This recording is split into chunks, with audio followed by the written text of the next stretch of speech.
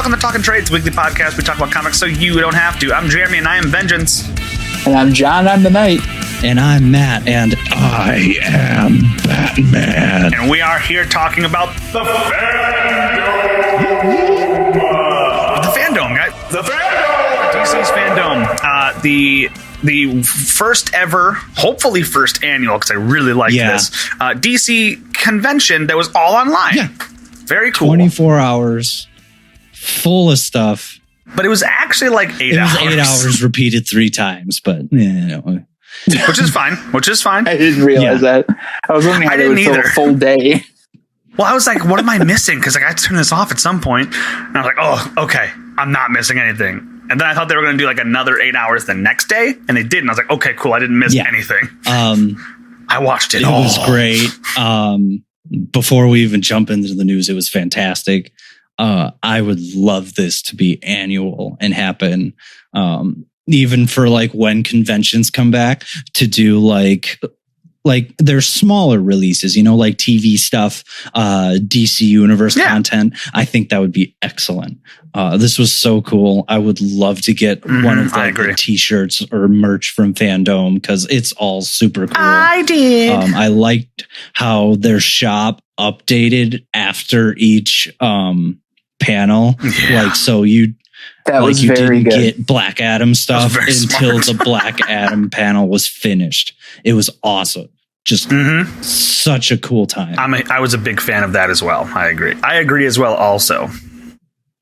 John, what do you have to say? I thought it was great. I caught a bit of it. I had to do some just running around here and there. But I caught a bit of it. Finally got some news we really wanted to get. WB Montreal. We did it, you guys. We got him. And some surprises. Honestly, I think I was more impressed with it overall than I thought I would be. They really made an effort to have it appear like one event instead of like just 30-minute segments of things, which I appreciated greatly. A lot more bigger names that I thought would be there, to be honest. Yes. I would agree with that as well also. On top of the thing I already as well agreed with as well also to the other thing. I'm on fire today. So I was flipping through some of the shirts that they had and stuff like that on the stuff also made it to Amazon, so you can order it on Amazon as well if you wanted to do that. They have more selection on there, but you are exploiting workers. So they had like various old comic covers, like they had a Killing Joke shirt that says Fandome. They had like a Hush shirt, the Wonder Woman 80th anniversary shirt with Fandome, all this cool stuff. But the really cool thing was they had a Black Superheroes Only line, and it was like, so they had individual shirts for Bumblebee, Vixen, Black Lightning, and Jon Stewart's Green Lantern. And those for each had a shirt. It just says, I'm doing this on an audio podcast. It's a square and it says Fandome, and it's a picture of them doing something in their like respective comic. But then they also had a shirt that I bought, and it's like all of the DC Black superheroes, including some of the Milestone heroes from the Milestone comics back in the day, like Icon and Static Shock. And they are kneeling, or they're putting up the Black Power or Black Pride fist in the air in front of the American flag. And the American flag is all character names who are Black superheroes. And I couldn't have bought that shirt faster. I thought that I've been looking for like an exact shirt like that, because I don't have a lot of Black Lives Matter apparel. I've made some with my Cricut, but I wanted a Black Superhero Lives Matter shirt really bad. And I didn't want to be the one to make it as a white guy.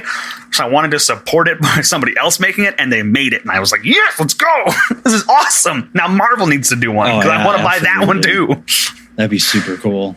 Yeah, Miles, Storm, Black Panther, all those. Luke Cage, that'd be so sick. That'd be so sick. I've only been rocking my Miles mask. On the rare occasion I had to go in public. Because it's so sick. It's so sick. It's great. Wear your mask and arrest the cops that killed Breonna Taylor. Let's talk about the Fandome. Yes. But enough Marvel crap. Enough of this Marvel nonsense. We're in the Fandome. so Fandom opened up with the Wonder Woman 1984 panel, and I already liked Gal Gadot, and I already liked Chris Pine and Patty Jenkins and all those people. Friend of the show, Patty Jenkins. That's what I was going to say. She is a saint. And if she is not canonized when she eventually has to leave this mortal coil, we are a society that is beyond repair. She is an angel, and we don't deserve her. I agree, but man, you took this to a dark place very quickly. Dude, she is so sweet and kind and loving and happy. She just makes everything around her brighter. I'm in love with Patty Jenkins. She's phenomenal. And I cannot wait for Woman 1984. I cannot wait. Yeah, they started off strong with Wonder Woman 1984, which makes sense. Did we get a date? Did we get a date? It says only in theaters. I was going to bring it up because they did say it is theaters, so it's not going to go down a Mulan or rumor. As of right now, that is correct. Rumor is on other. I know we said no Marvel, but a rumor is on other countries' streaming services. Black Widow has popped up. Interesting. So it is likely that it could hit Disney Plus as well. So it seems to be that DC is not exploring that with Wonder Woman. Also, Tenet's Warner Brothers, right? Or in that umbrella as Tenet well? Because Tenet is also not getting a streaming release. Mm-hmm. Really? So Wonder Woman, no, it's definitely in theaters. I saw a trailer today and it said big movies have returned to Tenet, blah, blah, in theaters in Chicago, where big movies are playing. I mean, opening after X-Men New Mutants coming out on Friday. No, again, don't risk your life to see X-Men New Mutants. Not worth it. It's not worth it. No. Enough with the Marvel nonsense. So the panel for Wonder Woman 1984, they talked a little bit about the movie. They talked about the costume design and things like that. We did find out, and John, you brought this up, that the arena in Themyscira is a built set. Yeah, Matt brought that up. So cool. I brought that up. Matt brought that up. I believe it was. You guys have similar Discord pictures when I'm looking on my phone. They're very similar because they're very small. So they're not. Neither one is us. Yeah. But, exactly. Mine's Sonic the Hedgehog. His is the little aliens. Yeah, but I just see light colors and blue. The strange. Yeah, they both got that. But yeah, so I can't remember where. I'm pretty sure it was an IGN article from a little bit ago. But yeah, the big arena, the Coliseum where they do their games and stuff, that's shown in a little bit of the trailer, was for the most part a built set. There are obviously some parts that is CGI, but probably the moving bits. The arena, but the moving bits. Making a Coliseum for a Themyscira, just that's amazing. Having a built set, I think, is just gonna you can do great things with CGI. We all know that, but there's just something about having a built set. That's how it felt with me with the original Star Wars and stuff. Everything was shot in a set on location. It adds so much. Instead of just standing in a green room. Well, I got to imagine the actors also have more to play off of then, right? Yeah. So it makes it feel more real. Yeah. Which is super cool. So that was great. Like I said, Patty Jenkins, we don't deserve her. She's an angel. And if she ever were to grace this podcast with her presence, even if it was just a retweet or a like of a tweet, I don't know that I could handle it. And I'm so happy she's joined us here in Funko Pop form. Thanks again, Matt.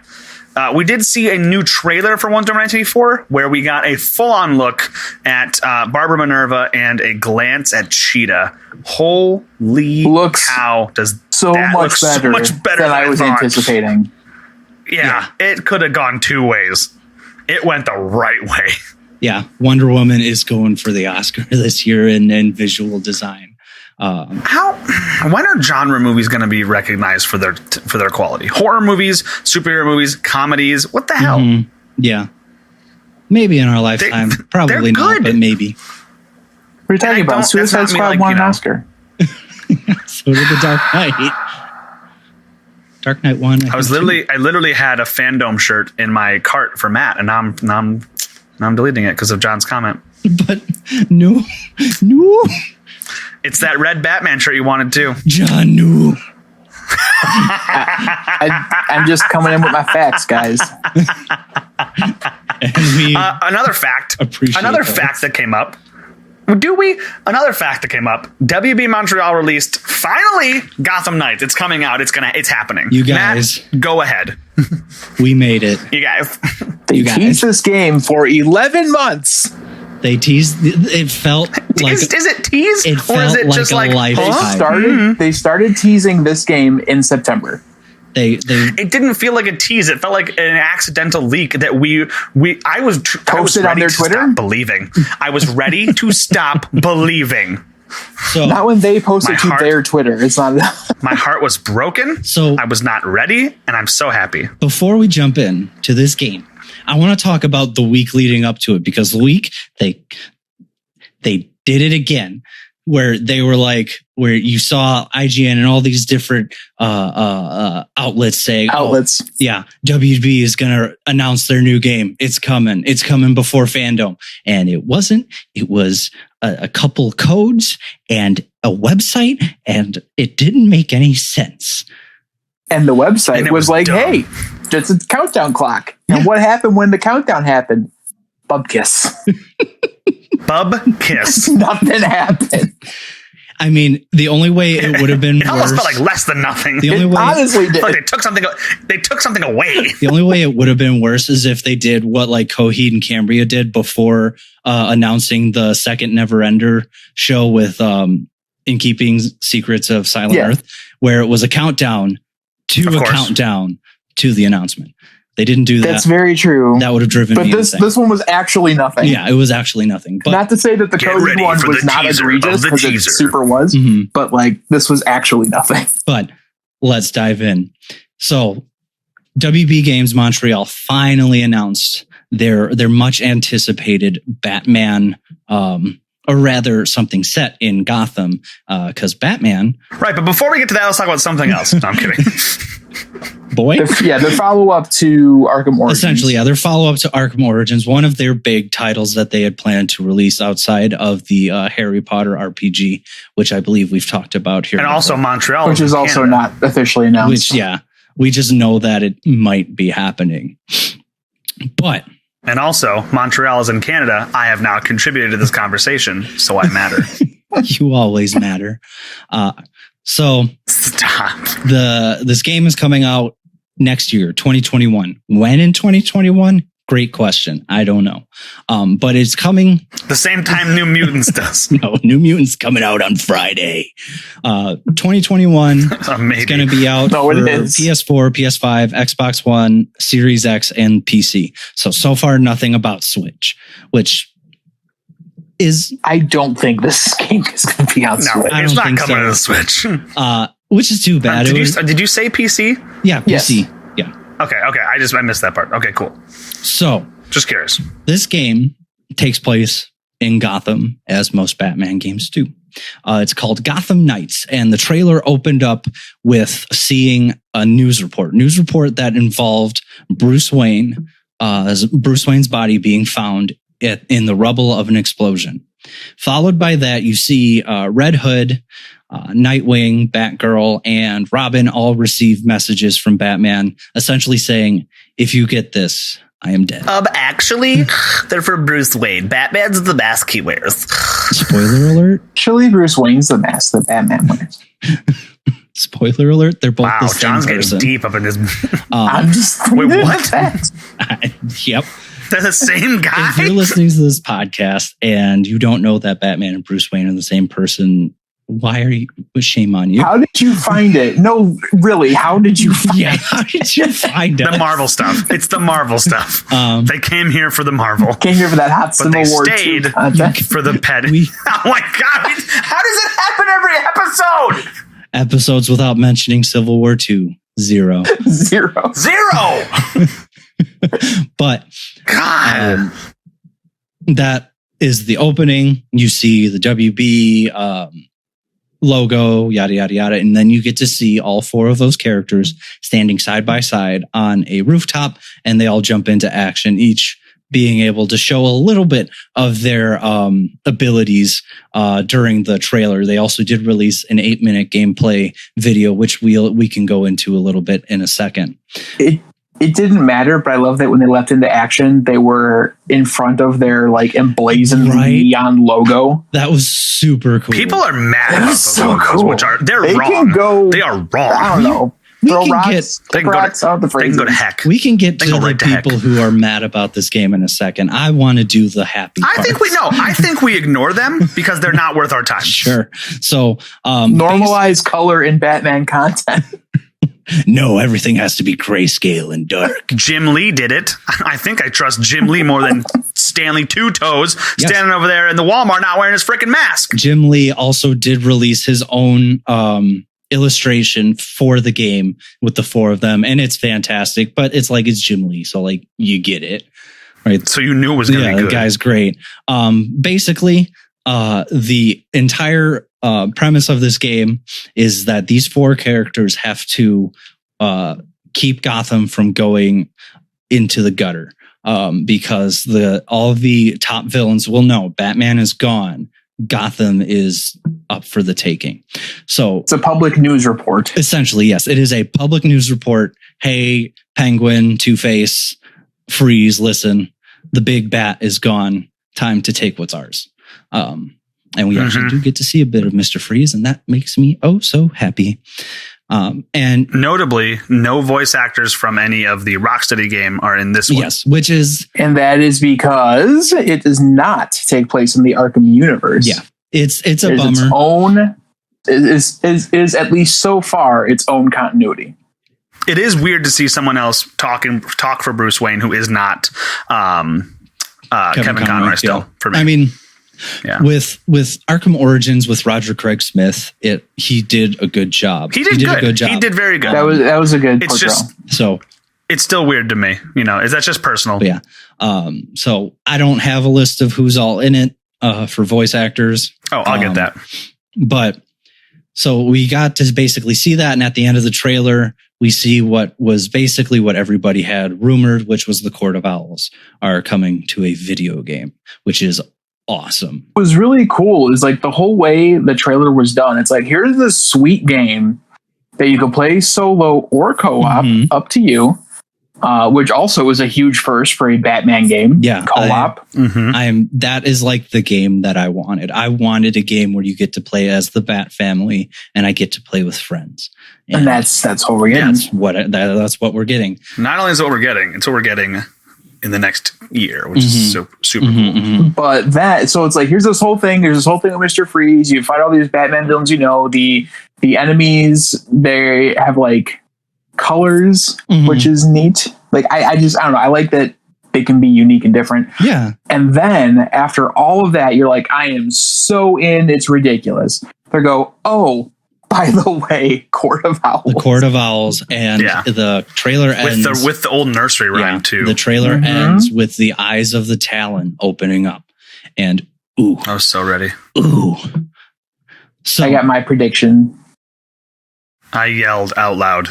So we'll just go through. Here are the official descriptions of each character and their role. Batgirl, also known as Barbara Gordon, spoiler, is a determined fighter and skilled hacker. Spoilers of this? Played by America Young. And a skilled hacker. As the daughter of the deceased Gotham Commissioner Jim Gordon, he is also dead, she had helped Batman as Oracle in the past. Now, after years of recovery and preparation, she is ready to step into her new role, wielding her melee tonfa and harnessing her training in kickboxing, capoeira, and jiu-jitsu. So she seems to be... It's capoeira? Whatever. So America Young, who I am not familiar with, is voicing Batgirl. America Young has been in a lot of smaller things, including Barbie's Dreamhouse Adventures, so she's going to be great. Absolutely. Oh, yeah. Nightwing. No, why wouldn't you save him for last? He's because he's next. All right, fine. We'll skip him. We'll skip him to the other one. Go to the one who sucks the most. Tim Drake. Sure. Robin. Is it played by Sloane Played by Sloan Morgan Siegel. Robin is Tim Drake, the young prodigy and genius of the team, who is a master of deductive reasoning. As a true believer in Batman's mission, he is motivated by the conviction that Gotham City needs protecting and hopes to be the type of hero Batman personified. An expert fighter armed with his collapsible quarterstaff and skilled in a variety of stealth techniques, Robin also possesses a background in combined psychological warfare and behavioral science. See, the collapsible staff is cool because I only really have seen Tim use that in the Arkham games. Yeah. So I like that that's like going to become part of his continuity. That's just a cool thing for that character to have. I'm very intrigued to see how they're going to implement psychological warfare into gameplay. They're gonna do. He's gonna cast vicious mockery. No, he's just gonna make Spider-Man quips the entire time because all these characters play differently and they all have their thing. And Robin's is actually psychological warfare. Mm-hmm. Barbara's is hacking. I think Red Hood's is guns. What? Yeah, his is firearms. And then Nightwing is that. And you can play. Yes. You can play the game entirely as only one of them or switch it up. Yeah. But they said it will be like a Marvel Ultimate Alliance thing where you can switch as you go, but you could play the whole game without switching ever. Mm-hmm. Yes. So you can have like essentially 4 gameplay experiences by yourself if you want it, which is super cool. Yeah. It gives a lot of replayability. Next we have Red Hood, formerly known as Jason Played by Stephen Oyoung. He was in Spider-Man as Martin Lee. Neat. In the Spider-Man PS4 That's game. Cool. Oh, he was Mr. Negative. Cool. Mm-hmm. Yes. Red Hood is an intense and volatile anti-hero which stems from his death and forced resurrection by one of Batman's most dangerous foes. Red Hood has trouble keeping his temper in check, but will not hesitate to step into the line of fire when a friend is threatened. His training has given him peak human strength and proficiency in multiple combat techniques with all manner of weapons, both traditional and high-tech. And finally, my man, Nightwing is Dick Grayson. And we're going to move on real quick. Oh, sorry. The first Robin. Dick Grayson is played by Christopher Sean. Okay. And Christopher Sean was in Star Wars Resistance and a couple other things, smaller things. Oh, and Ghost of Tsushima. Neat. I still have to play that game. Yeah. I've only heard good things. Me too. Seen Resistance. I haven't played Ghosts. So he's in those. He was Batman's protege before becoming a hero in his own right. He's a natural leader and the eldest and wisest member of the Batman family. Nightwing's mastery in acrobatics is complemented by his expertise use of his signature dual eskrima sticks, making him proficient at taking out enemies. So those are the 4 characters that you can play. I imagine skins might be a thing. I don't see why they wouldn't be. It just feels like a game where if you were able to do different skins, you could. But I also know that this game does come with different gear and gear outputs that you can do. So Matt, were you like losing your mind when it panned out from Dick Grayson boxing and then focused solely on the weapons? Yes. As soon as the camera changed to Dick Grayson, I knew exactly who it was right from the get-go. And I was just like, oh, because you saw his butt. Please tell me I get to play as Nightwing for an entire game. Please tell me I get to play as him. And sure enough, you do. And they didn't show any Nightwing gameplay. And I'm okay with that because I want to be surprised. I want to just have as much fun as I can being my second favorite DC character. I think he's going to be Scarlet Widow, like Black Widow in the Avengers game, where it's quick hand-to-hand martial combat. Really fast. So the game comes out tomorrow. You have to lock yourself into one character. Who are you playing? Matt, you're Nightwing. Yeah, John? Nightwing. Batgirl, obviously. Damn it. That's what I was going to say. I will take the bullet and be Red Hood, but I will not solo Tim Drake if I don't have to. Nothing against the guy, but he's the 4th out of 4 for me. Batgirl is the one that I would want to play as, but I will play Red Hood when we crush this campaign on our PS5. Oh, absolutely. We did get an 8-minute gameplay trailer which showed Barbara and Tim investigating a Mr. Freeze hideout, which was fun. You got to see Barbara riding on the bat cycle. They all get a bat cycle, which is really cool. So you get to really explore Gotham. And Gotham, just from the little bit I saw, Gotham seems very alive, which is really cool because up until that point, we really haven't had a living, breathing Gotham in a Batman game. Right. We have not. Because Arkham City, you were in the half of Gotham that was roped off and was a prison. And then Arkham Knight, everybody was basically in lockdown because of Scarecrow. Or visiting their families because it was Christmas. Or visiting. You're right. Moving on. So that game looks sick. Cannot wait for it. Yeah, it looks great. I can't believe it's like...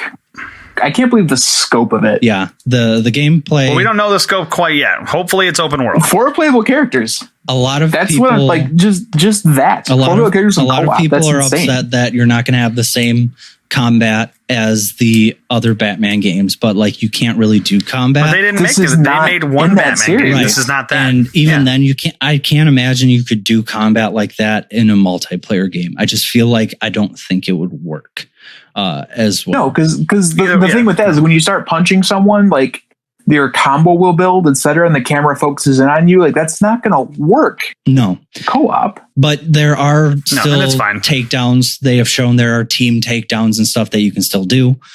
So that'll just be fun. It'll be fun to get your hands on these characters, be able to play them, figure out what makes them different from everybody else, and all that. But that is, yep, it's gonna be sick. That is Matt's Gotham Knight corner. I cannot tell you how excited I am for this game. I've said it a lot. I am so excited for this. Notably, this is more of a narrative experience that you can play co-op if you so choose. Exactly. It's going to be great. I'm going to have so much fun with this game. Yes, it's going to be phenomenal. The next up at the FANDOME, we had some panels. We had some Sandman stuff. Mm-hmm. We're not really a big Sandman podcast, nothing against it. We just don't know too much. But Neil Gaiman talked a lot about the series coming to Netflix and how they're working on that. Talked about the audio drama they did with Audible, which was really good. And just about the comics in general. Yeah, and that panel was hosted by Community's own Yvette Nicole Brown. Which was neat. They talked about the multiverse and Flash and Batman. They did talk briefly about the Flash movie. Mm-hmm. We'll actually talk about that in a little bit. These panels are just very cool. They were very brief. The biggest one was probably the multiverse, which led into the Flash movie. The Flash movie is coming out. Yes. They talked about that. They talked with the director. They talked with Ezra Miller. And Ezra Miller is hysterical. Yeah, he's hilarious. He was so funny. Also, like I said in the chat, he looks like season 2 Klaus from Umbrella Academy. Yes, his long hair and the beard. Does. It's great. Has a cult. Yeah, I mean, I'll be a part of that cult. He seems like a really cool dude.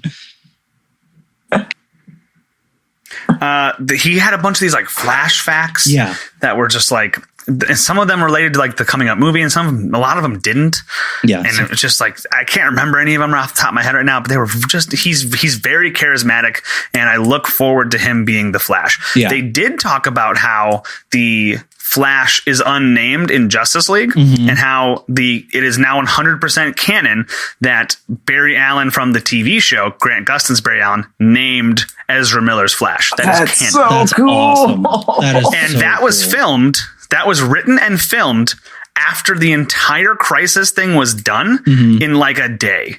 They were like, hey, this is an idea. And they were like, Ezra, can you come? And he's like, yeah, I just need to we're going to get your suit. Grant, can you be on set? Yeah, cool. We're doing this right now. And it was like, boom, boom, boom. And boom. Yeah. And so they loved that. They loved how those two interacted. It was a little bit of improv. But when he's like, yeah, you're the Flash. He's like, the Flash, huh?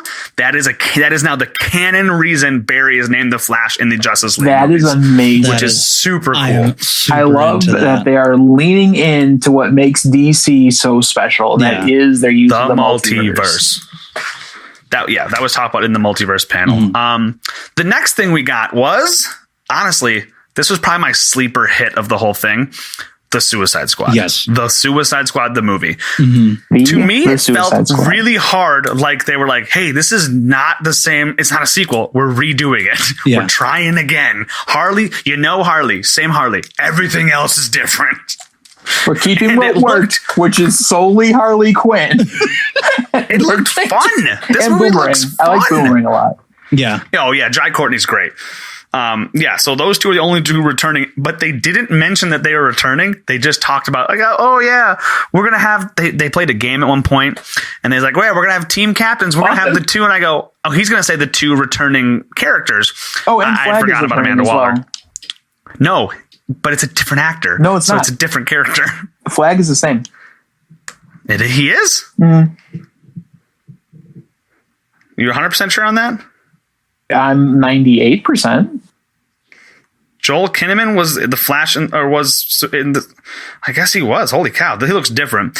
Anyway, they're like, oh yeah, the two. And I'm like, oh, they're gonna say two returning members, and they said no, the two leaders. I was like, oh, okay, they're not acknowledging the fact that they already did this once. So yeah, Amanda Waller is played by Octavia Spencer. Is that right? No, I thought it was Viola Davis. Viola Davis, thank you. And then they announced everybody else in this movie and who they're playing. Nathan Fillion. Cow. So I'm going to run through it real quick. Yeah, do it. Margot Robbie's playing Harley Quinn. I know that's weird. Shocked. Joel Kinnaman is playing Rick Flag again. Idris Elba is playing Bloodsport. Yeah, he is. Let me know when I name a character you've heard of. Ready? I haven't heard of him. Elise Braga is playing Sol Soria. Pete Davidson's playing Blackguard. I've heard of Pete Davidson. Jai Courtney's playing Captain Boomerang. Heard him. Yep. Heard him. Nathan Fillion's playing TDK. I have no idea who he is. Viola Davis playing Amanda Waller. Michael Rooker is playing Savant. Yep. Not a clue. John Cena is playing Peacemaker, which to see John Cena among all these other actors, I'm like, man, one of these things is not like the other. Yeah. Sean Gunn is playing Weasel. By the way, Weasel is literally a weasel. Peter Capaldi is playing the Thinker. I've heard of him. I've heard of Thinker. No, it's Weasel's just a weasel. Yeah. David Dasmalichin, I can't pronounce his last name, is playing Polka Dot Man. I've heard of him. Yep. Polka Dot Man, voiced by one Greg Miller in DC. Yes. Lego DC. Neat. Storm Reed is playing Tyla. Michaela Hoover is playing Camilla. Flula Borg is playing Javelin. Jennifer Holland is playing Amelia Harcourt. That's made up. Mei Ling Ning, I'm really bad with these names. He's playing Mongol, who I have heard of. She's from the New Gods. Joaquin Cosio is playing General Mateo Suarez. Who? Juan Diego Boto is playing Luna. Who? Steve Agee is playing King Shark. I've heard of him. Heard of him. Daniela Melchior is playing Ratcatcher 2. Marisol Correa is playing Soldado. And that's it. That's a lot of people. My only hope from this movie is that there is a running joke about her being Ratcatcher 2. Yeah. Yes, because that's my only hope from that movie is that he made a ton of jokes already about how that was his favorite character. Yeah. He made jokes about it. I would have bet $1 million. Good. So everybody and their mother is in this movie, and they're all playing characters you haven't heard of. Yeah. And honestly, I'm super into it. Because forever ago, James Gunn released the photo of the cast, not saying who they were playing, but then said, don't get attached. So they're going to die. Mm-hmm. Oh, yeah. They're going to deliver on what the first one could not deliver. We're going to play a game, okay? I'm going to tell you a character, and you're going to tell me if they make it past the first... We'll say the first 2 acts. Okay. Out of 5-act structure. Okay. 5-act structure, first 2 acts. Ready? Harley Quinn. Yes. Rick Flag. Yes. Bloodsport, played by Idris Elba. My heart wants yes. my thinking and the wallet that Warner Bros. Has says no. Yeah, that says no, but my heart says yes. Say yes. Alicia Bragg playing Sol Soria. I say I'm yes. going to say no. I have no clue anything about that character. Literally no idea who that is. Pete Davidson's Blackguard. No. Maybe. No. You don't think so? Well, maybe Captain because Boomerang. he had to. Yes. He missed like 2 weeks of SNL to film Suicide Squad. Mm-hmm. So maybe. Yeah, but maybe those 2 weeks were just him dicking around on set. Possible. But usually, I think that doesn't it take like 2 or 3 I was weeks for making a a movie joke. to John, we shoot? got to move on. There's so many names to talk about. I was making a joke. Just move Captain on. Boomerang. Jai Courtney's Captain Boomerang. Yes. He's going to make it. Nathan Fillion's TDK. No. Same thing as Bloodsport. No, his death will be very funny. He didn't make it to the panel. I don't think he's gonna. No, he was in the panel. Super He made it to the panel. Yeah, he had a was in the panel? fantastic. They were all. Everybody was in the panel. He had a fantastic mustache.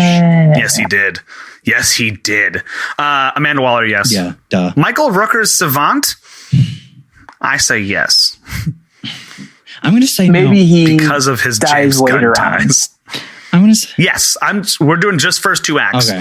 I'm going to John say no. Cena's Peacemaker. No, He's not making it. there's no He doesn't way. make it past the opening credits. I think he dies right away. Like in the credits. Yeah, right. Like the credits kill him somehow. Sean Gunn's Weasel. Yeah. Yes. I say yes. They're Yeah. too buddy. I feel like Well, they're brothers. I feel like Which is why. with that Which is why. I feel like people are either going to really, really like Weasel, like Rocket, or they're going to hate him.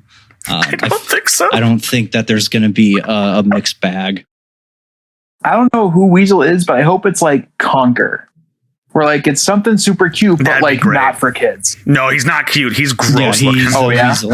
He's not a He's good looking. really gross Yeah, looking. they made him, just. I'm not too caught up on my Q list. Polka Dot Man. Polka Dot Man. I'm going to say yes. you're I good. think Polka Dot Man's going to make it. I'm gonna say yes. I think he's gonna be like. Have you guys seen Galaxy Quest? Yes. Yes. You know Sam Rockwell's character in Galaxy Quest, like I'm the first to die, and he lives through the whole movie. Yes. I think that's gonna be Polka Dot Man. Okay.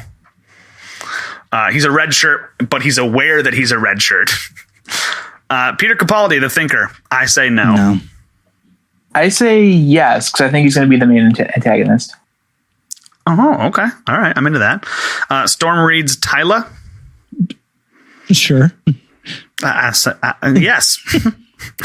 Sure. Michaela Hoover's Camilla. Sure. Why not? Sure. Flula Borg's Javelin. I'm going to say Flula dies. Now, I say he makes it because James Gunn talked about how much he loved working with Flula and how fun he was on set and everyone loved him. And I feel like it's just, or maybe he just hung around longer. Who knows? But I feel like he was there a long time. Yeah. Mongol. I say yes because of the dark side thing. Sure. Luna. No. Yeah, I'll say no on a random person because I don't feel know. like it. Surely arbitrary. No. King Shark. Yes. Yes. Yeah. Ratcatcher 2.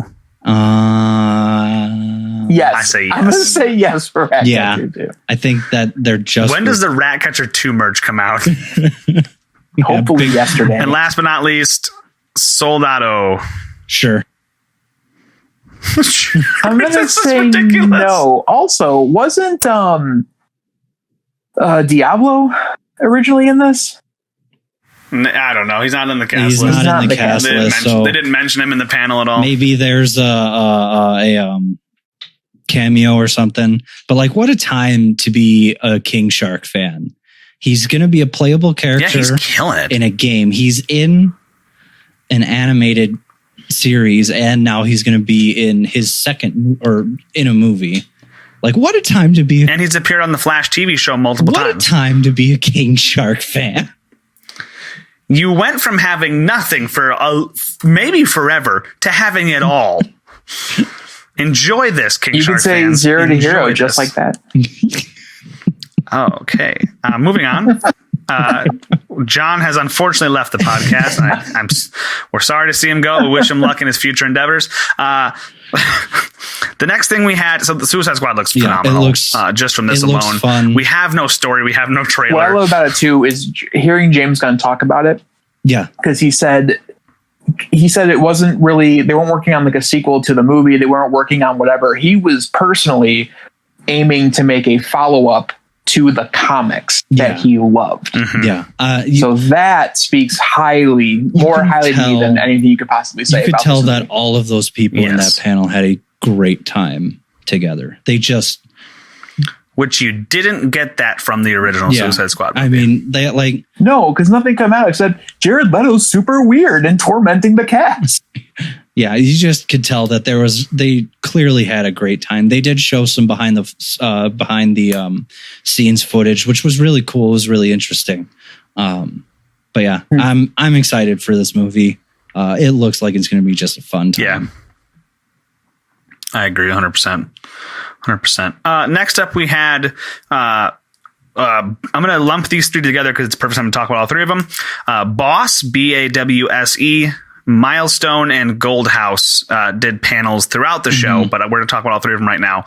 What Boss was the boss women in the DC television shows. So you had the women from Black Lightning, you had Iris from the Flash show, you had the upcoming Batwoman who was on there. You had all these different people who are the people from Legends of Tomorrow, the people from things like that. And they got to talk about what it's like to be a woman, especially a woman of color, and to like what that means to the world and what that means to little girls. There was a really good quote came out. Actually, it was there was a Muslim American woman who was on, I believe she's on Black Lightning. I got to double check that.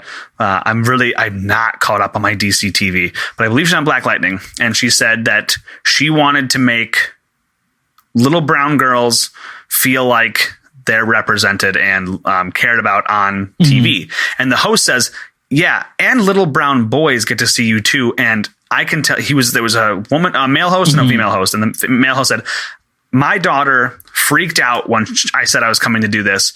And I'm so happy that that's happening. But the fact that there is Muslim representation in a superhero show is amazing, not just for the little girls, but for the little boys too, who have not seen themselves represented. Period. So they talked about like just representation, how great that is.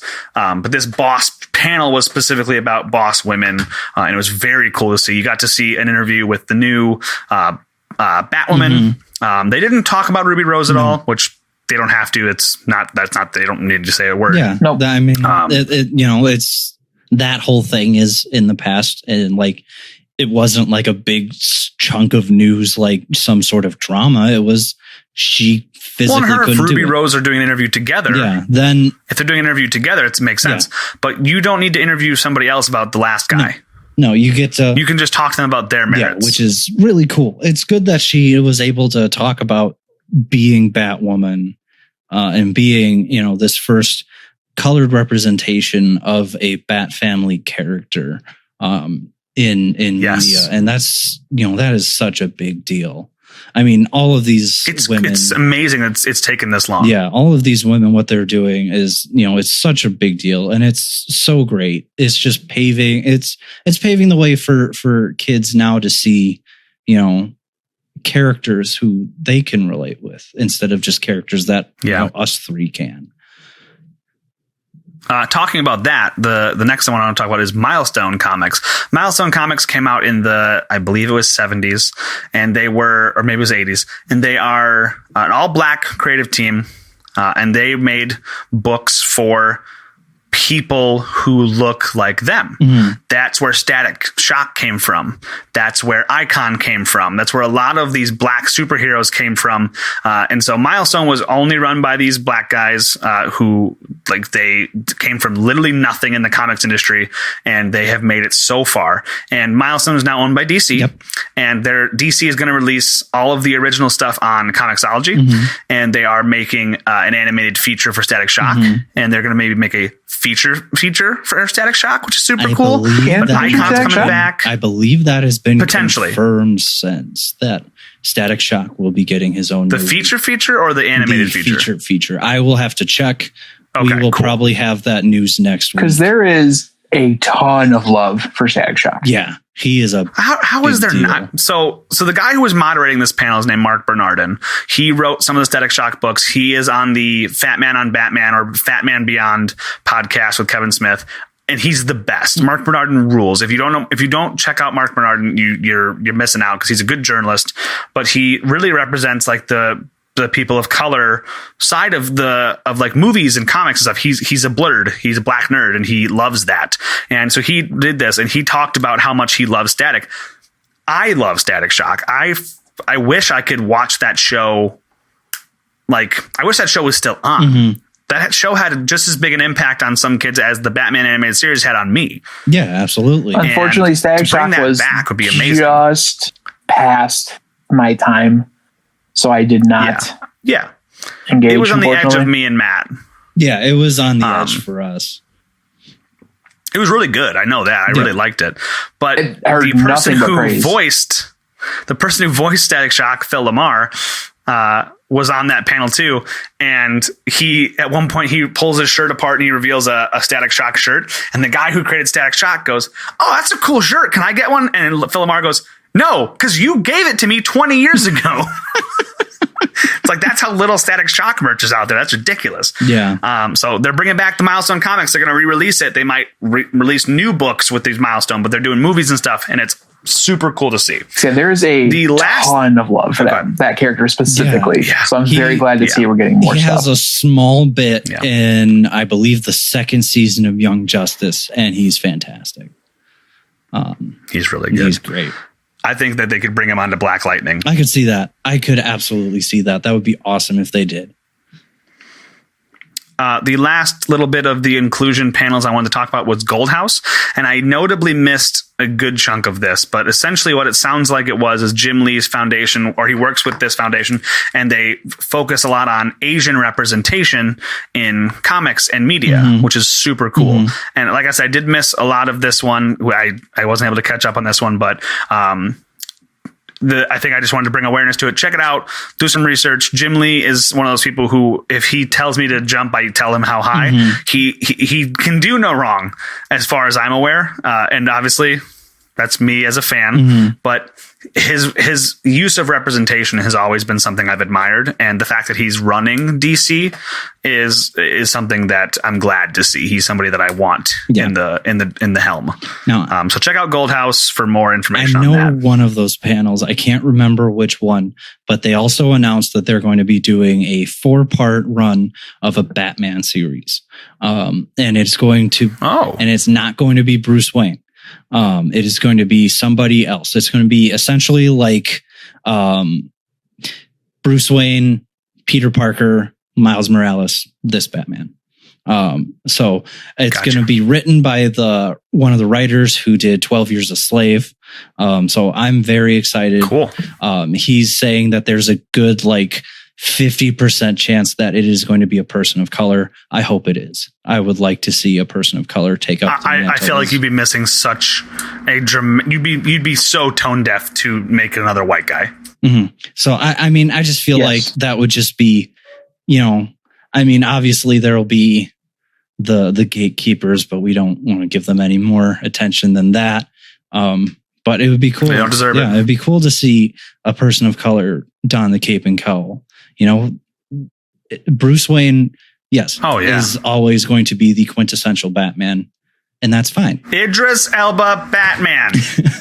But I feel like, with a character like Batman, where it's somebody who represents a symbol and it's not a person, doesn't matter who it is.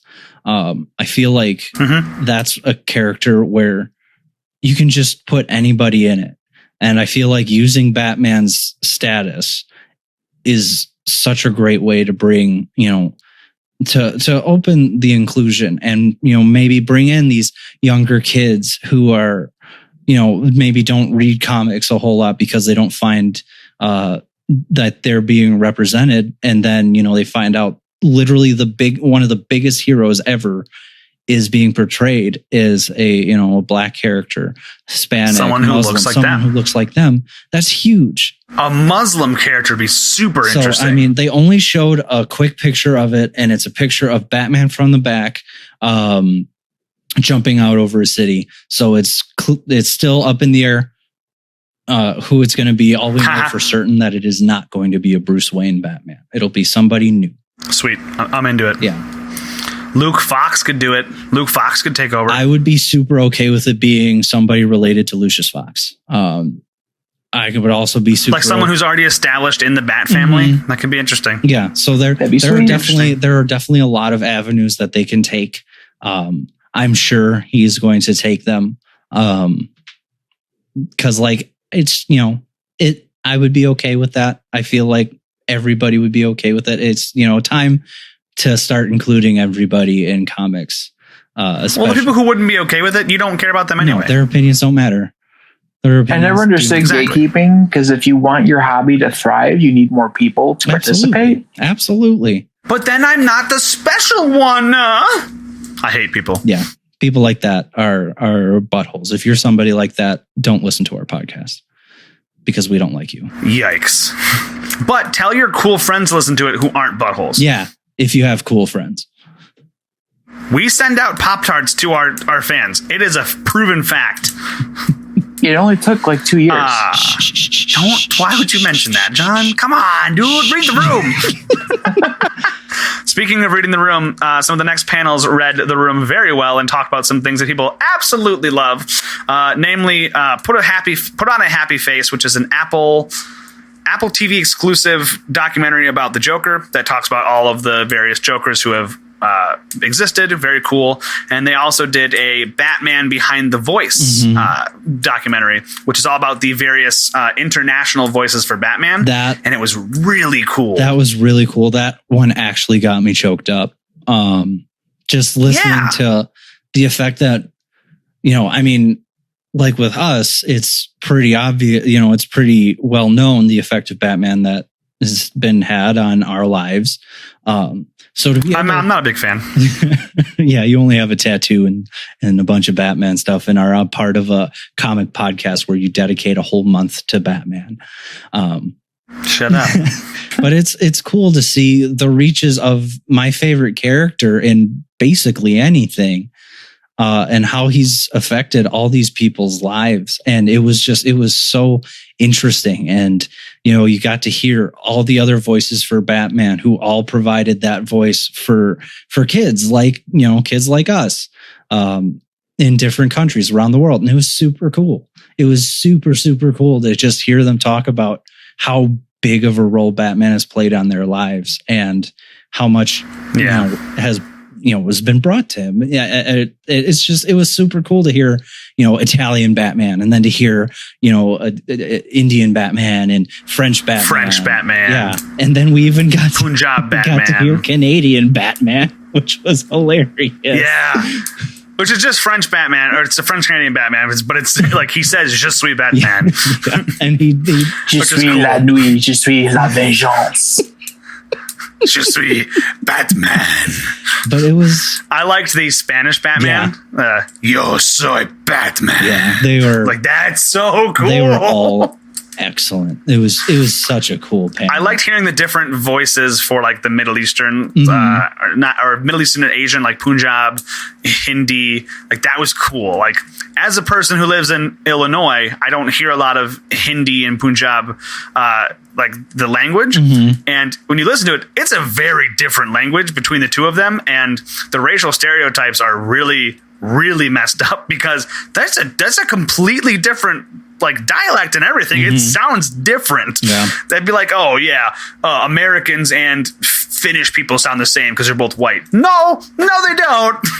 Not really. No, they don't. So it's really cool to see that. Yeah, it was. And then they say Batman. Everyone just says Batman. They don't call him like, the French word for bat and the French word for man. No, it's Batman. Like, yeah, that's sick. And you got to see. He's the most recognizable person in the world.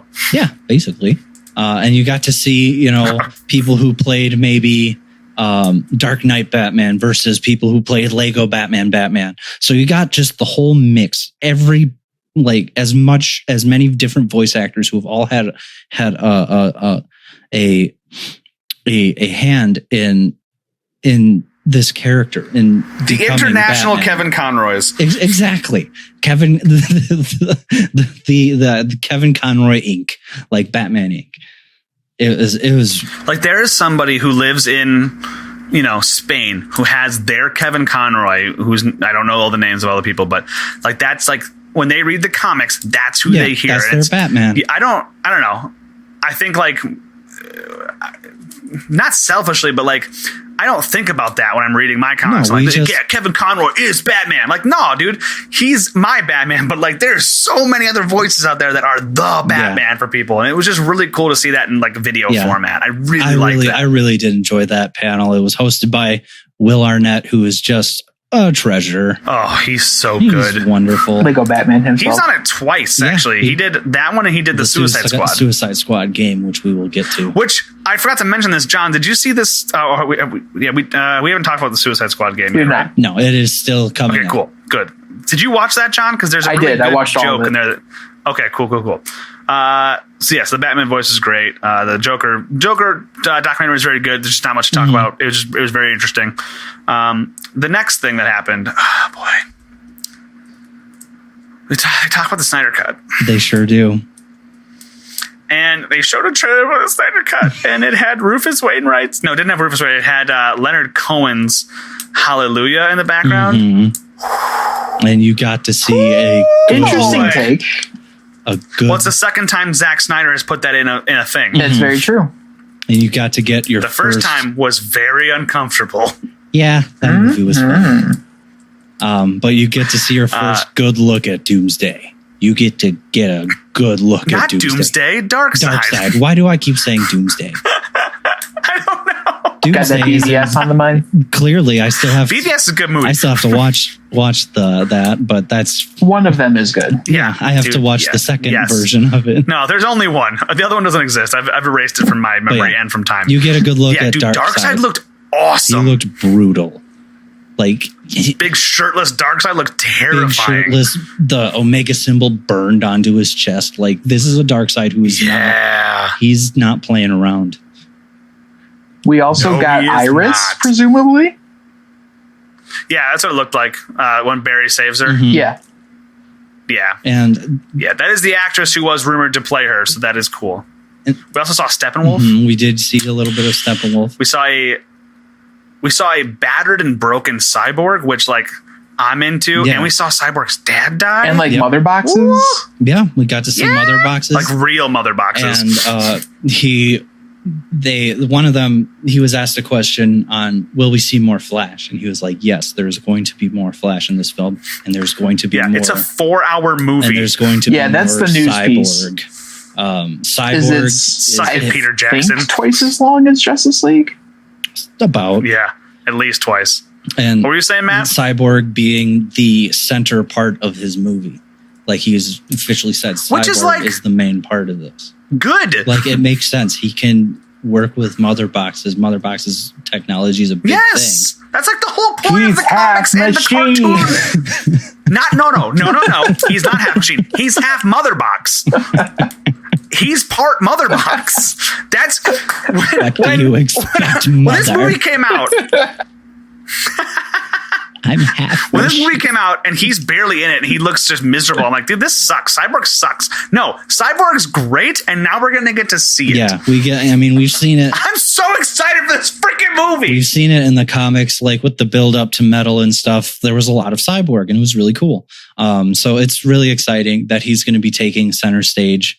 I feel like his story will fit, and it's just kind of important to have. And I think that, I think, like we've said before, having one continuous idea, I think, is going to just be so much better. What a concept! What a concept! Than what an idea! Than cutting it up and then putting in Joss Whedon parts. Yeah. Dude, I'm so excited for that movie. And Zack Snyder looks so happy. He does. He looks like he's enjoying talking about his movie, and he doesn't slander the other one at all. Which, to be honest, also the cast was extremely into it as well. Yeah, absolutely. Yeah. Ben Affleck is coming back to the DCEU because of this. Yes, which, well, we don't know that, but it definitely seems that way. The timing would hold that narrative. Right? I mean, if we were doing a This Week in Geek, we would talk about how he's going to be apparently in the Flash movie, but we're going to do that next week. We can do that next week and talk about how we feel about that. I can tell you the reactions are positive. So, very, Yes, honestly, I didn't think about this until I was talking to my dad about this movie coming out, because he's like, what's exciting? I'm like, well, here's what happened. And I talked about Zack Snyder's daughter's tragic passing. This is a movie that he could have tried to forget and moved away from, because it's a dark part of his life, but instead he is using it to spread some joy, and it wouldn't shock me if, this movie is dedicated to, and her name in front of the movie. This has got to be something that's a little therapeutic. And I'm so happy that he's getting to express himself in this way. Yeah, absolutely. Absolutely. Well, and we get to potentially not have Justice League and movies forever be ruined. Yeah. I'm not throwing away my my copy, because I really, really like that Steelbook, but I'm very excited to buy a second Steelbook. Yeah, it's a piece of history. Like, I wouldn't get rid of it. Yeah, absolutely. Yeah, exactly. So Snyder Cut looks sick. Yes. Next up, we had a Flash TV panel. It was a lot of just kind of, hey, we're really excited for the next season. We're really excited for the next season. They didn't talk about the Elongated Man at all, or Sue. They are addressing it in the news at some point soon, with what's his name leaving. So do you think they're going to recast the panel? No, I think they're just going to write him off. As far as that's just me thinking. I have no proof. That's just my thought. So yeah. But everyone on the show looks like a family. They're also excited to work with each other again. Grant Gustin he's just so fun to listen to, and it looks like the next season is going to be really, really fun. So I'm looking forward to that. Then we got the Black Adam. Yeah, we did reveal stuff. Yeah, we did. Holy cow! Am I wrong? Were we hearing about this movie before we heard about the Shazam movie? Yes, we've been hearing about the Black Adam film for a long time. For 11 years. For a long, long time. The Rock has been... Dwayne Johnson set this up 11 years ago. He's been talking about it for a while. Like, it's been in the works. It's been in the works. Yeah. It's been in the works. And now we finally get to see... He dropped some knowledge about this character that I was like, there's no chance in hell he's, I'm sure he's excited to play it, but he doesn't know no, dude, this guy knows Black Adam and Kahndaq better than some people who have written Black Adam, I think. This dude is super into this movie. And we got to see... He loves this character. We got to see a teaser. So unfortunately, it is extremely early in production. Yeah. So early, we have no actual footage. No, all we have is concept art. And a voiceover of Dwayne. And a dream and a hope. And a dream and a hope. But yeah, it was super interesting. Yeah. And he confirmed. Yeah, all the concept art was done by Boss Logic from Instagram, who, if you haven't found him, follow him. He's really good. He's really good. He's done a bunch of Marvel stuff, too. He's great. Yeah, he does a lot of really fan or fantasy casting. Mm-hmm. Yes, he does. He's very good. So we did find out something really interesting about this movie. Is it, Matt? We have confirmed, and this was one of the many times I lost my mind during FANDOME, that the Justice Society is going to be a part of it, and in some capacity. We don't know what, but the Justice Society consists of... It doesn't matter. Hawkman. Who cares? I can't remember the others. Point is... The original Green Lantern. Alan Scott's Green Lantern. The first gay Green Lantern. And a few other characters. But Black... Wildcat, and then Stargirl. But most importantly, Matt, who is Dr. Fate? Dr. Fate, baby. Let's go. I am so excited to see Dr. Fate in a movie. I love Dr. Fate directly interacts with these characters because he is the whole point of his helmet is it's ancient Egyptian magic. This is going to be so sick. Even if you just hear that, something like a little, there's a helmet, dude, I'm in. Yeah. I'm sold. Let's go. Even show me just the helmet. Get me excited. I am so ready for Dr. Fate. It could even be in the background of a scene like Cap's shield and Iron Man 2. Dude, let's go. Yeah, Dr. Fate. Like when he said Hawkman, I was like, cool. And then he said Dr. Fate, and I was like, I'm sorry, I need to text my friends right now. We got 6 midnight, baby. Yeah, 6 midnight. Oh, yeah, so excited. It's interesting that you said Hawkman too, because Hawkman also was an Egyptian priest, and that's why he is cursed to relive eternity. Yes.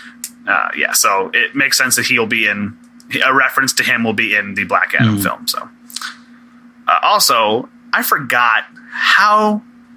So at one point they're doing like fan questions, and Dwayne Johnson is just like, "Oh, let me just answer this question." And every single question, he treats it like he knows the person personally, and he's so good at talking. I don't know if you guys have known, but Dwayne "The Rock" Johnson is a legitimately good dude. Like he's a good dude. He's an angel. I know I throw the word angel around on this show, but I'm not wrong with any of them. Like he's a very good person. Like he is one of the people of just super muscled up good dudes with like Terry Crews. It's just he's like great. And John Cena. Yeah. At one point, Dwayne Johnson says he's answering a question. He goes, I know what you're thinking. You're thinking Rock. Blah blah blah. I'm like, dude, no one calls you Rock because they're terrified of you. I gladly. Oh man, Black Adam. I was already hype. I'm more hype. Yeah, I was already excited because 2028. Yeah, Dwayne coming out. Dwayne "The Rock" Johnson playing Black Adam already had me excited. Then you drop the Justice Society on me, and I'm like, well, don't mind if I do. Let's go. Yeah, I'm in. Next up, we had a cool little CNN Heroes thing, which talked about heroes in your own community. Very cool. And then we got a Titans Season 3 panel.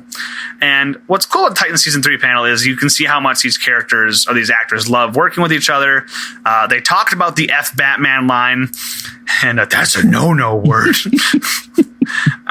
And Brendan Thwaites talked about how much he enjoyed working on this, and he liked that line and how it works out, blah, blah, blah. But then they revealed that so Jason Todd is the Robin in this universe. Dick Grayson has officially transitioned to Nightwing, and so Jason Todd works with Bruce Wayne. He is Robin. Well, at the end of Season 3, he bails. I'm sorry, at the end of Season 2, he bails. So the showrunner said, yeah, I'm going to reveal it here. The bad guy for Season 3 is Red Hood. Cool. Jason's coming back. It's not going to be the same origin, but Jason's coming back as a TO'd Red Hood, hunting down the Titans. Cool. Yeah, I'm into it. Because Slade Wilson was on Season 2, Deathstroke. I'm into a Red Hood, full on, bad guy Red Hood. Let's go. Yeah. I will watch that. We also had some stuff about Aquaman and Shazam. Aquaman had a cool interview with Patrick Wilson and James Wan, the director, who it just makes me like James Wan more. I did know he was Australian. It was cool to listen to him talk. Patrick Wilson is also just super fun. Yeah. He and James Wan have worked together on 5-6 films now, including some horror movies, so they seem to be best friends. Apparently he picked him as Ocean Master when he was before he decided to even work on the movie. He's like, nah, Patrick Wilson, he's my Ocean Master. So that's kind of cool. I mean, he said that they talk about how much they loved. Yeah, they talk about how much Patrick Wilson and Jason Momoa were they worked super well together and they played off each other. And he said, yeah, because Patrick Wilson said something like, oh yeah, because we have such similar builds, right?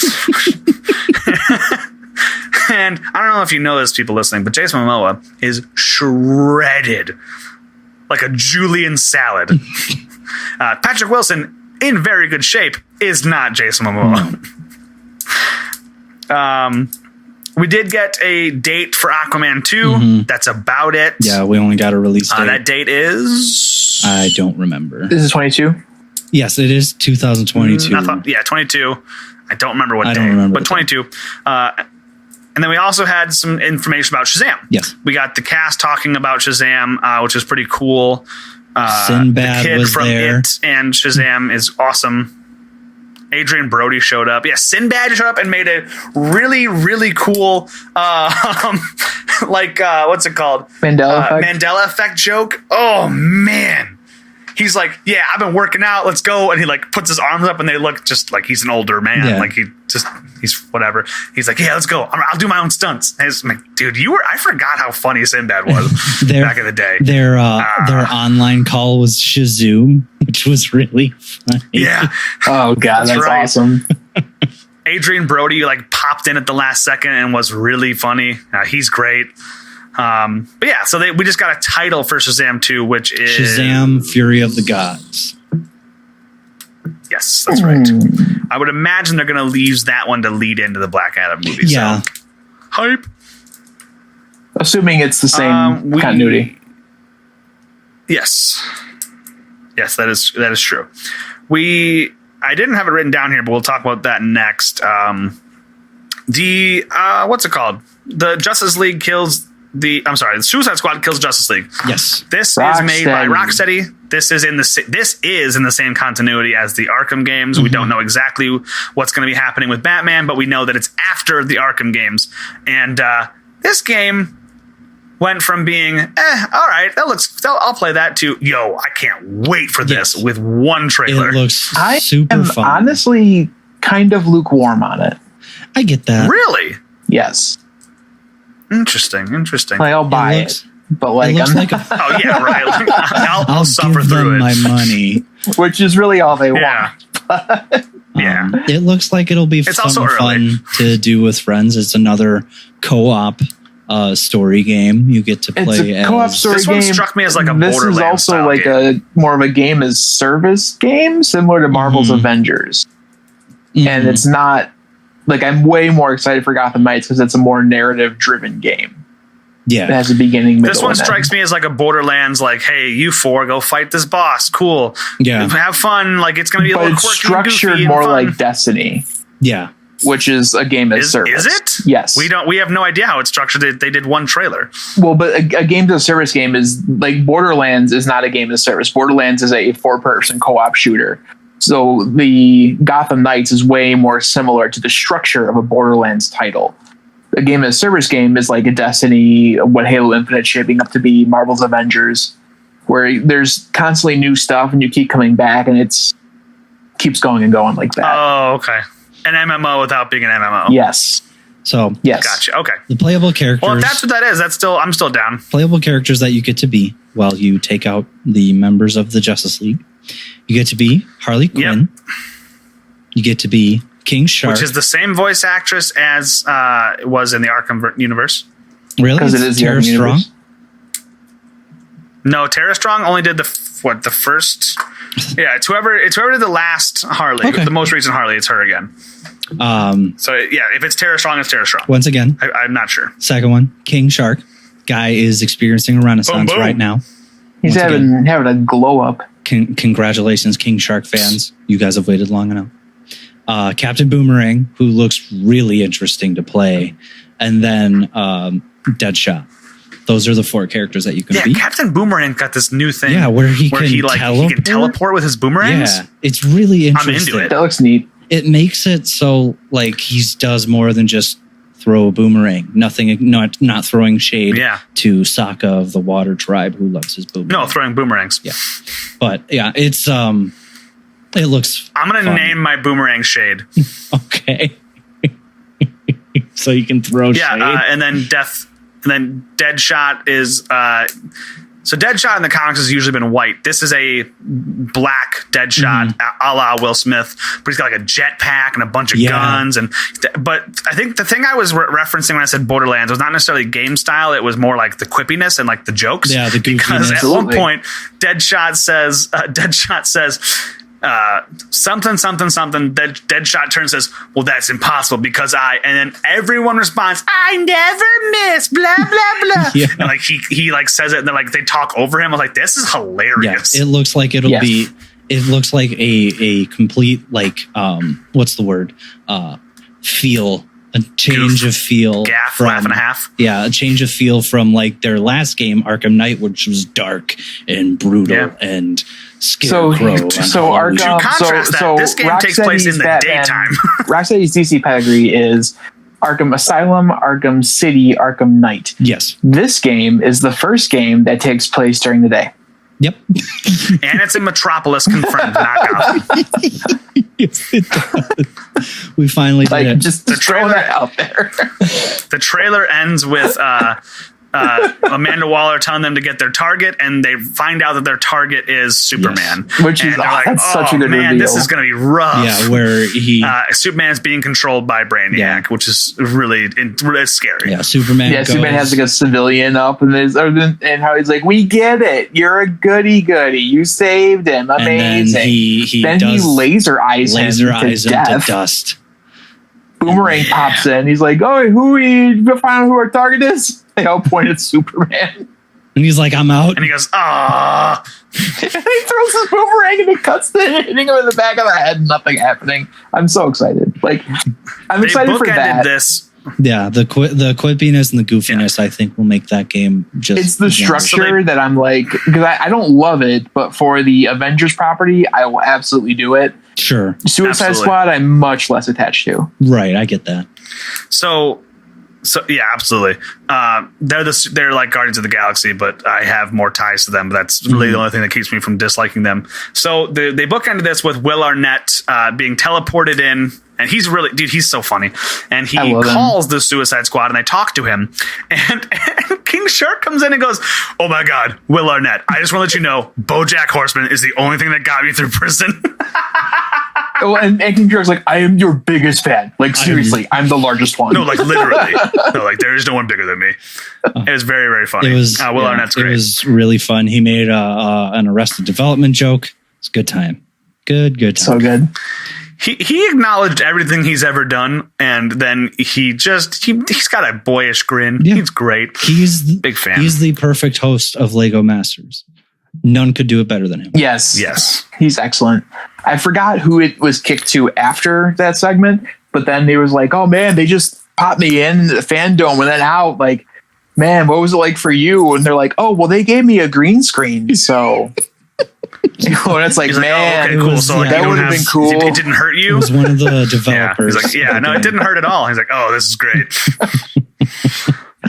Next up thing we're going to talk about is the Ask Harley Quinn segment, which is talking all about the Harley Quinn animated show on DC Universe, which is, I forget that it's incredibly crass.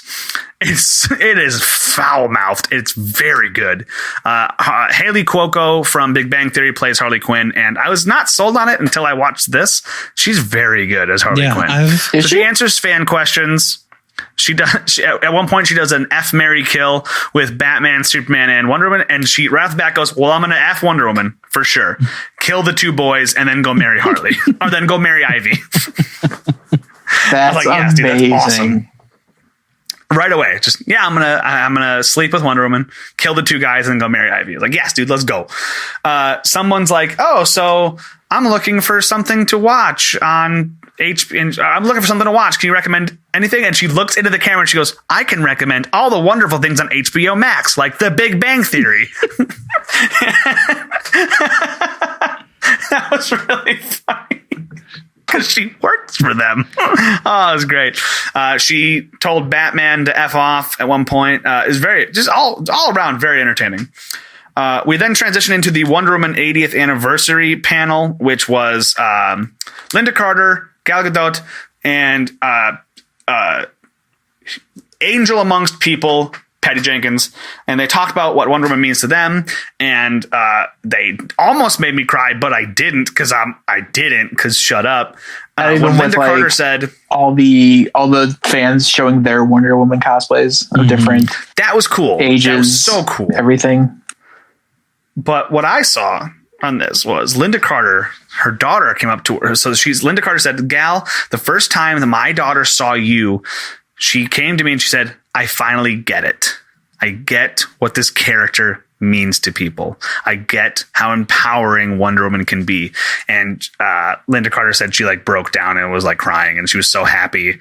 And Linda calls Gal the best Wonder Woman. Gal calls Linda the best Wonder Woman. And Patty says, "You're both the best Wonder Woman." And then they revealed the image for the Wonder Woman 80th anniversary, which is next year. Batman's was pretty standard. The Joker's was pretty standard. Wonder Woman's is really cool. So it's the W, but Wonder Woman's silhouette is the left half of the W, and then there's like a star shooting up. It's very cool. Neat. It's very stylized. So I'll make sure to Instagram that out at some point. The last, oh boy, I don't know if I'm ready to talk about this. I don't know that I can. It's time. So the last thing. Oh, also, Lana herself was Aisha Tyler, who plays Lana on Archer. Huge nerd. She was the host for this whole thing. So she comes on, and she did great, by the way. She comes on and says, "It's time to talk to the Batman." And then Robert Pattinson comes up and is like, "Hey, just want to let you know, like, we're still really early in the filming, but I'm really excited for this movie. And I think you guys should be excited too. Here's Matt Reeves." Matt Reeves pops up, and Matt Reeves, I had no idea what this man looked like, but now that I've seen him, I'm like, yeah, that's it. He had one of those, like, you know, those collared shirts without a collar that, like, they wear in, like, There Will Be Blood. No, that's like an old miner shirt. It's got buttons. It's like a Henley shirt. It's got buttons here. It's a dress up shirt, but there's no collar. okay. Whatever. It's like that. It's like a 1940s looking shirt. It's like Gangs of New York style shirt and a vest on, and then just a thick mustache. I was like, dude, that is 100% Matt Reeves. Now that I've seen him, like I could have picked him out of a crowd of 100 and like, which one of these guys is Matt Reeves? Like, dude, this guy. He just looks like a nerd who loves movies. Yep. And I'm like, dude, yes, let's go. I'm already into this guy talking. Yeah. He talked with such vigor and passion about this movie. Yeah. You can tell he really likes what he does. He's somebody who loves directing and somebody who's, you know, doing everything he can not to squander his moment with making a Batman film. And you felt it. You felt how much love he's put into this project. And I mean, I haven't seen him, but I've been told that you feel the same thing with his Planet of the Apes movies. So like, well, the dude, he did the most recent ones. I think, yeah, he did. Did he do all of them? Yeah, those movies are phenomenal. I believe so. I wouldn't know. I would have to check. I'll look. I've seen, I think, the first two, and they're very, very good. But I know that he's really done. Good. I know that he has had his hand in the Apes, the new Apes franchise. But you could just feel it, man. When he talked about Batman, I think he did all of them. When he talked about wanting to, like, he brought up what we've brought up was, you know, with the Dark Knight and stuff, is we don't get to see him be the world's greatest detective. And he brought up that in the Batman, you're going to get to see why he earns that moniker. So I am super. You're going to get to not just it. You're going to get to see him earn it. Yeah. Because this is not year one, year two. Year two. And this like, is the suit is starting to fray. Beat the tar out of that guy in the trailer too. Yeah. You're gonna see everything. We'll get there, because the thing that sold me on this movie was not just that. One, it was seeing how good Robert Pattinson looked in the suit, but two, it was, he says that Batman, Bruce Wayne, has been running a criminology database for an entire 2 years. And he's seeing no improvement in the crime rates in Gotham. And he's starting to get pissed. He doesn't know what he can do. No one's scared of him. People don't believe he exists. Gordon's kind of like listening and like talking to him, but like, that's it. This is going to be a Batman who is failing because he doesn't know what to do yet. The cave looks like crap. It looks great, but it looks like it's not what he wants yet. The suit is falling apart on him. Dude, like, this is I want a fragile Batman story, and we're getting it.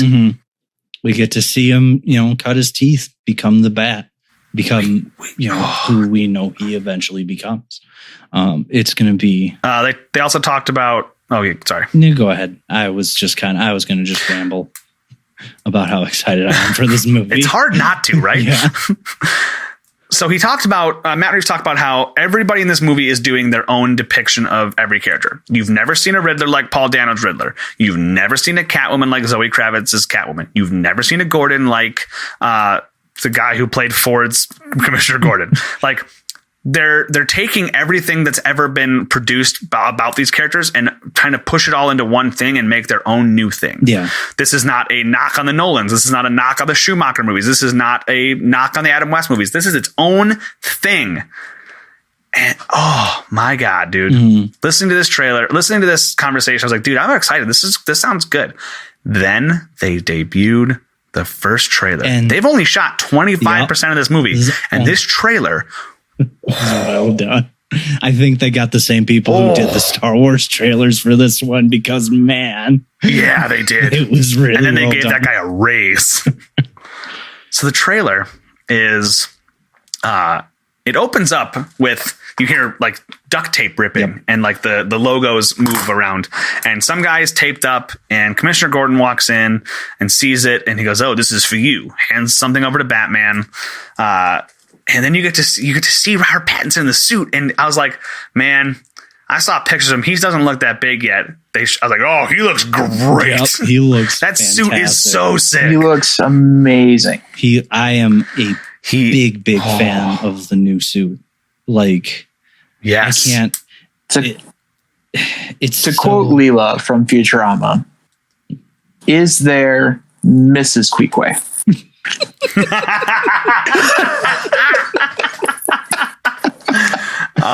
Dude, you know what? If Robert Pattinson came to me in that suit, honestly, if Robert Pattinson came to me at all and was like, "Hey," but if he came to me in that suit, he wouldn't even have to ask. I'd be like, "Yeah, dude, whatever, man, whatever you need, take whatever you want from me. Take my house. Let's go. I'll marry you." Yeah, just that suit. It's so different than what we've seen with every other Batman suit, but it feels just right. It makes sense given the context. It looks kind of pieced together a little given bit. The context of the story, it makes sense. I got a little bit of a new 52 vibe from it. I can see that. Like more like the dark gray and the black and stuff like that. It was just really cool. The emblem is kind of messed up. Mm-hmm. The emblem looks like a batarang. It just looks. I am very excited to see this movie. The trailer was fantastic. You got to get a quick look. Yeah, I'm going to watch it again. You got to get a quick look at the Riddler. And he looks creepy. Yeah, very brief. Like it is just, he looks creepy. You get to, I think you see a little bit of Catwoman. I think you see like a flash of Penguin, just barely any of Colin Farrell's Penguin. He doesn't. Oh, that's right. I forgot about that because they talk about like how he's not the Penguin yet and he hates being called the Penguin. He's still Oswald. Yeah. And there's somebody took a picture of that scene and he doesn't look like Colin Farrell. It's really interesting. No. But you see that it's clearly they leave the Riddler leaves a letter for him. It has riddle on it, which the internet has already solved. And to be fair, it was not a very difficult riddle. No. And then it cuts to a bunch of stuff, and then you get to see Robert Pattinson himself beat the ever-living hell out of someone. Like I've seen that, or like I'm a part of the Arkham subreddit, and like one of the first things after that trailer was the dude running up to punch him with the things over his head like he's gonna punch. No, that's so really cool. Funny. And when I say I love that, beats the tar out of this man, I'm telling you, this man. You hear bones break. This man is not gonna have a good time recovering in prison. He beat the hell out of him. I've said it once, I'll say it again. Local billionaire beats up mentally ill people for fun. But that's kind of what Batman is. And like you see some thugs, and I got a very Arkham vibe from these thugs. Yeah. Like, absolutely. They paint their face and stuff. And you also get to see a bit of like this takes place during modern times. There are people with smartphones. When Batman's beating up that one guy, one person's filming him with a smartphone, which is like vengeance. Yeah, it's just that trailer. I'm in the car. Like everybody, like some people are like, okay, we get it, another dark and gritty Batman. Whatever. I understand you want campiness. That's why we have Lego Batman. I I love Lego Batman. Yeah, so I love them both, honestly. But I agree. Lego Batman was two really great good. tastes that taste great separately. It's such a cool trailer. So the thing that I keep pulling away from this trailer that I love the most is, so whenever Batman takes off his cowl in the movies, his eyes are perfectly like skin color, right? No. Robert Pattinson has the eye black on. And I'm like, yes, freaking finally, someone does it right. It's 2006 again, and may it never change. It's dude. It looks so good. It looks so good. Yes, I agree. I cannot wait for this movie. Full hype for Batman. We have to wait so long. It's $0?1, which is probably the most accurate. That's still, it's not today, so it's a long the most time. Accurate film release date in the COVID era is just $?. Yes, it is. Yes, it is. Trailer. I'm in. All right, man. Let's wrap up. I'm in. Yeah, let's wrap up the fandom stuff. Let's everyone just really quickly touch on because I think we've been going for a bit. We here. haven't. We're at about an hour and a half, so we still have an hour to even catch up to Umbrella Academy season 2. That's fine. We don't. Not everything has to be Umbrella Academy season 2. There was a lot to cover. So let's just everyone touch on your favorite moment from the fandom. Okay, Matt, you go first. Gotham Knights. That's the game the game that I've wanted for almost an entire year now, with them playing with my emotions. Like Gotham Knights and the Batman are like my top ones for me, because both cover my select brand of garbage. Well, and Court of Owls. and 2 episodes of this podcast dedicated to the Court of Owls. Yeah, which is just we got to redo that, by the way. I'll read through those again. They're so good. But yeah, Gotham Knights, the Batman. I'm in. Let's go. Let's do it. No, you get to pick one. Okay, Gotham Knights. I said Gotham Knights. Gotham Knights is your thing. John? My favorite moment was during the Suicide Squad panel. They were playing the game, and they had to pick someone to kill. And they all picked Michael Rooker. I can't remember his name. Yeah, I can't remember his name. The guy who's playing Weasel. Savant. Sean Gunn. Oh, Sean Gunn. So Sean Gunn's like, yeah, I would kill Michael Rooker because I work with him a lot, and anyone who's worked with Michael Rooker for like a day wants to kill Michael Rooker. Dude, James Gunn was so like fake mean to him. Everybody was fake mean to Michael Rooker. That was my favorite moment from the fandom. It makes me think Michael Rooker is like a super fun guy. Yeah. That's a good favorite moment. Yeah. What about you? My favorite moment. Oh, go ahead, Matt. No, I was asking you. What about you? Oh, my favorite moment from the DC fandom was Patty Jenkins' winning smile. Yeah, absolutely. She seems like the sweetest person on earth. And then the Batman is second, so I'm saying Patty Jenkins is my favorite moment because she's a sweetheart and I love her. And it just makes me appreciate her directorial prowess even more because she's like just a super cool person. I just can't wait for 84. I really can't. I'm with you, dude. I keep eating these freaking golden rope candies, wanting the movie to come out. Is there a date? I don't. That's a great question, so. John. I'm not sure. There were multiple. I don't know. No, there's nothing set in stone as of yet, unfortunately. But there's also just no theaters open set in stone yet either. Everything can change tomorrow. Yeah, Chicago, open. where movies are back. They're back. Friday. Everything can change tomorrow. All it takes is our governor to walk out and go, haha, not anymore. Because that's how he sounds apparently in my head. Oh boy. All right. Well, that will do it for Talkin' Trade's coverage of DC's. We hope you all have a fantastic week. Remember, arrest the cops that killed Breonna Taylor and be nice to people. Yeah. Be nice. Please. We love you and we look forward to seeing you all soon. Yep. Bye-bye. And that's the podcast this week. Bye.